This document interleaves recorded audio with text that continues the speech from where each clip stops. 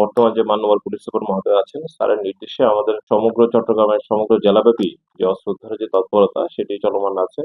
তো তারই ধারাবাহিকতায় আমাদের যে সাতকানিয়া লোহাগড়া চট্টগ্রাম ১৫ যে আসন, সেই আসনে আপনাদের গণমাধ্যম কর্মীদের কাছে আমাদের যারা প্রার্থী তারা যে ধরনের আশঙ্কা প্রকাশ করেছেন, আমরা ঠিক অতটা আ আ আশঙ্কা প্রকাশ করছি না। কারণ আমাদের এই অভিযান অব্যাহত আছে। তবে একটা ঠিক যদি আমাদের কাছে কেউ সুনির্দিষ্ট তথ্য আমাদের কাছে দেয়, আমরা সে বিষয়ে তৎপরতা চালাবো। এছাড়াও আমাদের যে আমাদের বিভিন্ন যেসব এলাকায় অস্ত্রের ঝনঝনানি অতীতে বা গত নির্বাচনে ব্যবহার হয়েছে বলে আমাদের কাছে তথ্য রয়েছে, সেই এলাকাগুলোর প্রতি আমাদের একটা বিশেষ নজরদারি রয়েছে।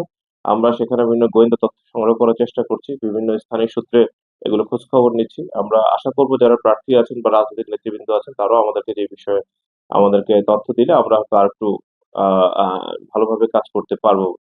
সাম্প্রতিক কিছু পরিস্থিতির কারণে সঙ্গত কারণে প্রার্থীরা একটু নিরাপত্তার আশঙ্কা বোধ করছেন। আমরা তাদেরকে আশ্বস্ত করতে চাই, যাদের আসলে আমরা আমাদের পুলিশের পক্ষ থেকে আমাদের যত ধরনের সহযোগিতা প্রয়োজন, তাদের নির্বাচনী প্রচারণার ক্ষেত্রে বা তাদের যদি ব্যক্তিগত কোনো থ্রেট থাকে, সেক্ষেত্রে আমরা অবশ্যই ব্যবস্থা নিব।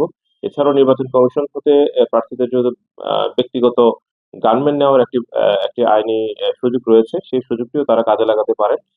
এছাড়াও তাদের যদি অন্য যেকোনো প্রকার তাদের নির্বাচনী প্রচারণা, কোনো জনসভা, যেকোনো ধরনের আশঙ্কা থাকলে আমরা সে বিষয়ে ব্যবস্থা নিচ্ছি। এছাড়াও আমরা আমাদের ২ থানা থেকে আমাদের বলেছি যে আমাদের সকল যে রাজনৈতিক দলগুলো আছে তাদের যারা প্রার্থী এবং যারা জুলাই যোদ্ধা এবং যারা শহীদ পরিবার আছেন তাদের ব্যক্তিগত পরিবারগুলোতে খোঁজখবর নিয়মিত খোঁজখবর রাখা সেটি আমাদের চলমান কার্যকর অংশ হিসাবে সেটি অব্যাহত রয়েছে।